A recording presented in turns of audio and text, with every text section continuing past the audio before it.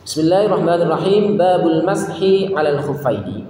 Bab mengusap dua terompa. Al khuf itu kalau dalam bahasa Indonesia memang sulit dicarikan padanannya, karena kalau dimaknai sandal juga berbeda, dimaknai sepatu juga berbeda.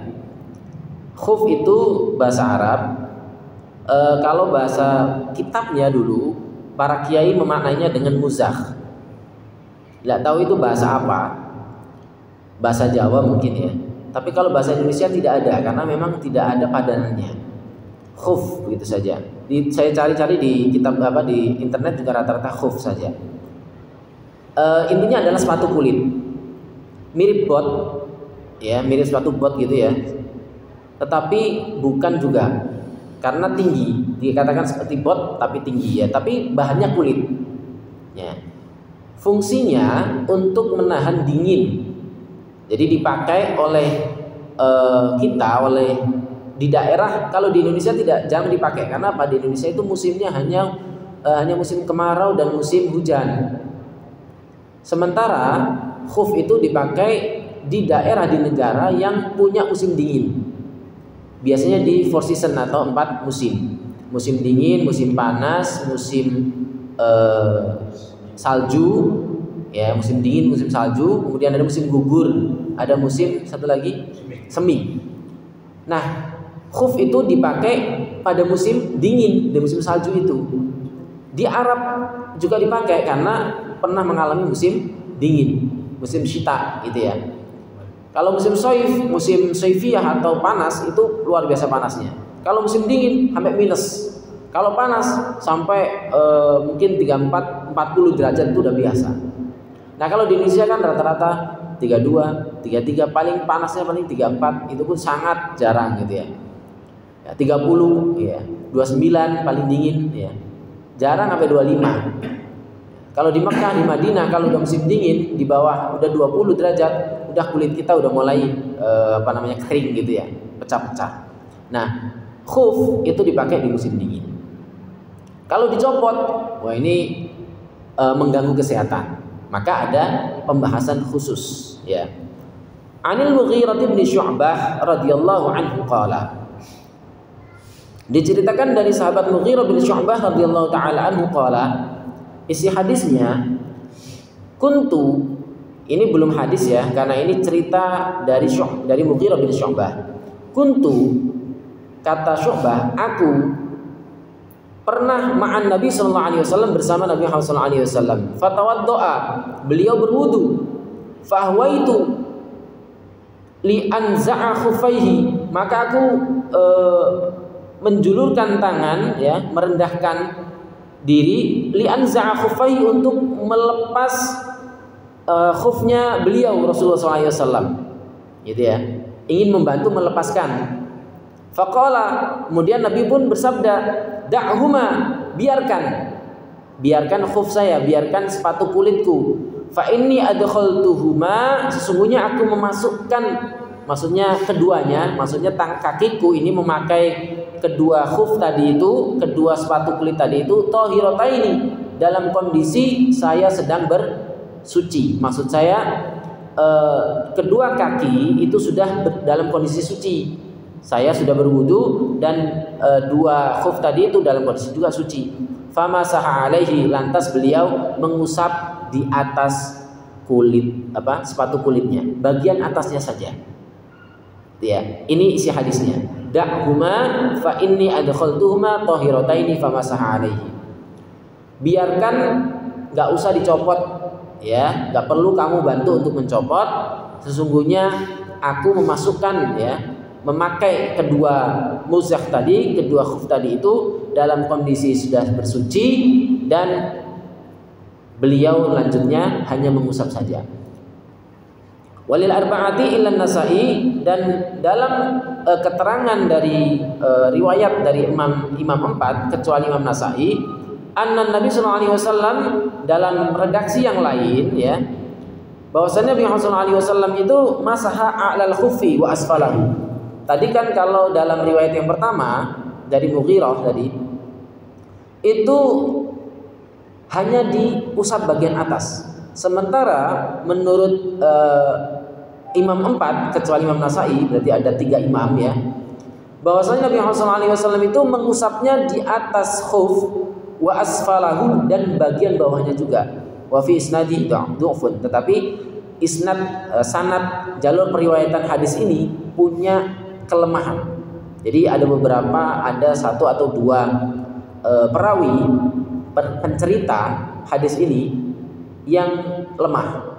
Lemah itu ada kalanya dari sisi hafalannya kurang kuat, dari sisi dia itu menyisi yang lain gitu ya, dari sisi dia ada bukan adil itu fasik penceritanya ya, ada 1-2 orang yang ada 1 orang atau 2 orang yang ditengarai punya kelemahan, cacat dalam kepribadiannya gitu ya, sehingga dianggap lemah hadis ini. Pada jamaah sekalian mendengar Allah SWT, yang dapat diambil dari kesimpulan dari hadis ini adalah bahwasanya Mughirah bin Syu'bah bersama Nabi, saat itu Nabi itu dalam kondisi memakai khuf, memakai sepatu kulit ya, karena kebutuhan posisi suhu atau udara atau cuaca yang dingin di musim dingin. Karena beliau itu hendak melaksanakan sholat ya, kemudian berwudu. Nah, ketika beliau berwudu dalam kondisi memakai khuf, sahabat kan pengen ikut bantu, saya bantu lepas. Kata Nabi, enggak usah dilepas. Karena apa? Saya makainya saat itu dalam kondisi bersuci. Sehingga apa? Dalam berwudu ketika membasuh kaki itu tidak perlu dilepas, cukup diusap bagian luarnya saja. Menurut satu madhab cukup atasnya, menurut madhab yang lain atas dan bawahnya. Nah, ini kesimpulan dari hadis ini ya. Ini dijelaskan oleh pensyarah bahwasanya secara global ini merupakan khasaisul ummah al-Muhammadiyah. Jadi ini keistimewaan dari umat Nabi Muhammad SAW, yaitu boleh mengusap di atas khuf sepatu kulit ya, yaitu syiar dari Ahlussunnah wal Jamaah. Kenapa? Karena banyak ahli bid'ah yang mengingkarinya. Ini bagian dari rukhsah. Lisqati ghuslir rijlaini, rukhsah itu keringanan untuk menggugurkan, membasuh 2 kaki ya. Sahhala syari' dzalika li hadil ummah rahmatan bihim. Syariat memudahkan umat ini sebagai bentuk kasih sayang terhadap umat ya. Waqad adal nasah bi ala isyaratin ya, dan pengusapan itu bi ala isyaratin ila anna al-masha la yakunu illa li ala al-khuffaini takhfifan. Jadi usapan itu tidak dilakukan kecuali hanya untuk di atasnya saja, untuk bentuk keringanan atau takhfif atau bentuk kemudahan. Kama yushtaratu fi labsihima kama at-taharah. Tetapi di sini sebagaimana juga disyaratkan ketika kita memakai sepatu kulit tadi itu dalam kondisi harus sudah bersuci. Maksudnya apa? Sudah berwudu baru pakai. Nah, kemudian batal wudunya. Nah, ketika wudu berikutnya itu tidak perlu dilepas khufnya atau sepatu kulitnya. Gitu ya. Wa kaifatul masih an yang bisa yadai fil ma thumma yad'u batin aw kafain yusra tahta aqibah khuf wa kafaul yumna ala atrafil asabi'i thumma yamurul yumna ila awali saqihi wal yusra ila atrafi asabi'i. Jadi selesaikan proses wudunya, yang terakhir kan membasuh kaki. Nah, ketika memakai sepatu kulit tadi tidak perlu dibasuh, tidak perlu dicopot, tetapi cukup ya meletakkan batinu kafaihi ini yang sebelah kiri di bawah mata kaki ini, di bawah mata kaki di bawah posisi mata kaki gitu ya. Sementara telapak tangan kanan posisinya di ujung jemari kaki. Kemudian yang kanan mengarah ke atas, yang kiri mengarah ke bawah. gitu ya. Nah, dan hadis-hadis ini meskipun ada beberapa yang dhaif, tetapi ini dianggap mutawatir karena banyak sekali sahabat yang meriwayatkan masalah ini. Jadi hampir tidak pernah dianggap hampir tidak ada sahabat yang menentang masalah ini, mengusap sepatu kulit ini. Sehingga yang mengingkari ini ya oleh penulis kitab ini, pensyarah kitab ini, khawatir kalau yang mengingkari masalah ini dianggap kufur. Kenapa? Karena kalau sudah itu ijma itu disepakati para ulama dan para sahabat bahwasanya syariat ini ada, kemudian ada yang bilang nggak boleh itu, begitu itu. Nah, itu bisa dikhawatirkan kufur. Kenapa? Karena ini memang ada. Ya, ada syariat yang dilakukan oleh Nabi, para sahabat, dan tidak yang mengingkarinya. Ya, itu seperti misalnya soal ini ya, soal poligami misalnya ya. Poligami itu terlepas kita milih atau tidak, suka atau tidak, ya. Kalau ada yang mengingkari, wah Islam nggak mengharamkan poligami, nah, padahal aslinya boleh, nah itu bisa mengakibatkan kufur. Tapi kalau misalnya soal pilihan melakukan atau tidak, itu urusan lain. Ya, setuju atau tidak dalam arti melakukannya atau tidak, itu urusan lain. Tapi mengingkari sebuah hal yang diperbolehkan dan menganggapnya jadi haram, itu khawatir kufur. Khawatir meskipun tidak bisa dikatakan itu kekufuran, itu ya. Seperti apa? Intinya begini, dalam agama itu sesuatu yang haram dihalalkan, yang haram dihalalkan, itu khawatir kekufuran. Itu misalnya nih, ada khamr atau minuman keras. Itu kan haram nih. Di Al-Quran jelas dan ijma, sepakat para ulama. Kemudian ada yang bilang halal, nah itu termasuk kekufuran itu. Ya, sebaliknya ada sesuatu yang halal, apa misalnya ya? Kopi. Tapi kopi itu bukan karena dampak bagi dia karena memang berpenyakit ya, jadi haram, itu nggak masalah. Ya, misalnya ini sesuatu yang halal tetapi berakibat bahaya bagi kita karena kasus tertentu, kemudian kita bilang itu haram buat saya, itu nggak masalah. Maksudnya membahayakan ya, bukan haram secara umum gitu ya. Itu nggak masalah. Karena ada beberapa makanan tertentu atau minuman yang aslinya halal, tetapi karena dimakan berlebihan jadinya haram, karena membahayakan.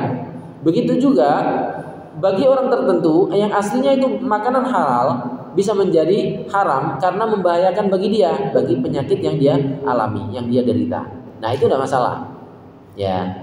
Tetapi ada yang misalnya di nikah itu zaman Nabi sudah ada.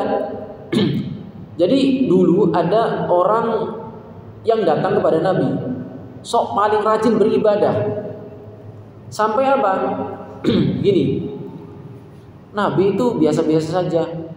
Saya itu kalau udah ibadah semalam suntuk, hampir setiap hari tidak pernah tidur beribadahnya. Gitu. Ada yang bercerita satu lagi, saya ini saking demennya ibadah, khawatir nanti diganggu oleh orang lain, saya tidak menikah. Karena nanti kalau menikah nanti diganggu oleh ini, sehingga dia nggak mau menikah dengan tujuan untuk lillahi ta'ala. Ada lagi yang dia berpuasa setahun itu full sehingga nggak berbuka-buka kecuali hari raya saja. Ya. Kemudian kata Nabi, sungguhnya aku itu ya beribadah tapi juga menikah. Aku juga ibadah tapi kadang-kadang tidur juga. Aku juga puasa tapi kadang-kadang berbuka juga, tidak setiap hari berpuasa. Siapa yang tidak suka terhadap aku berarti ya tidak suka terhadap sunnahku, maka bukan bagian dari umatku, kata Nabi. Nah ini maksudnya apa? Jangan sampai gara-gara tadi sampai mengharamkan yang diharamkan. Seperti tadi udah nggak mau nikah sehingga dia udah milih, padahal aslinya diperbolehkan. Ada seperti itu. Ya, seperti rahib-rahib itu. Nah, tapi bukan berarti ada beberapa ulama yang menjomblo sampai meninggal belum nikah, bukan karena itu. Tapi memang beliau itu nggak sempat mikir nikah. Kenapa? Karena saya rajinnya belajar, rajinnya ibadah, tapi rata-rata sih belajar. Misalnya Imam Nawawi itu usia meninggalnya itu sekitar 40 tahunan, 43 atau 45. Tapi karangannya sudah luar biasa banyak. Sampai meninggal belum pernah sempat menikah. Karena saking sibuknya belajar dan mengajar, gitu. Ya, para jemaah sekalian yang Allah Subhanahu wa taala, ini adalah syariat tentang khuf atau mengusap khuf ketika memakai dalam kondisi suci. Nah, ini bisa diambil kesimpulan bahwasanya di sini kesimpulannya, ini hadis ini saya baca singkat saja. Satu ini mungkin untuk berikutnya menyusul karena waktunya terbatas untuk malam ini. Bisa diambil kesimpulan dari hadis ini bahwasanya khidmatul alim, berkhidmat kepada ahli ilmu, itu diperbolehkan. Seperti tadi melayani, misalnya nih biasanya di pesantren-pesantren itu kan ketika kiai masuk ke dalam itu sandalnya udah dirapikan. Ya. Ini karena beliau alim ingin dihormati, gitu ya. Tidak masalah. Wa anal khadim an yaqsida ila ma ya'rifu min 'adati makhdumihi qabla an ya'murahu. Khadim, pelayan atau yang membantu atau asisten itu harusnya paham apa yang menjadi kebutuhan yang dilayaninya sebelum dia memerintahkan. Ya, ini paham ya sebelum diperintahkan. Seperti tadi ya, Mughirah bin Syu'bah tadi. Lubsul khufaini fi safari wa jawazul mashi alaihima. Memakai sepatu kulit dalam perjalanan dan bolehnya mengusap di atasnya. Ini sifatnya boleh ya. Artinya apa? Namanya rukhsah, keringanan itu bagi yang membutuhkan. Kalau tidak butuh, tidak masalah. Itu seperti kita dalam perjalanan melakukan sholat, itu kan ada rukhsah. Apakah ambil 4 rakaat atau 2 rakaat? Itu rukhsah. Maka para ulama beda pendapat, yang lebih afdol yang mana? Apakah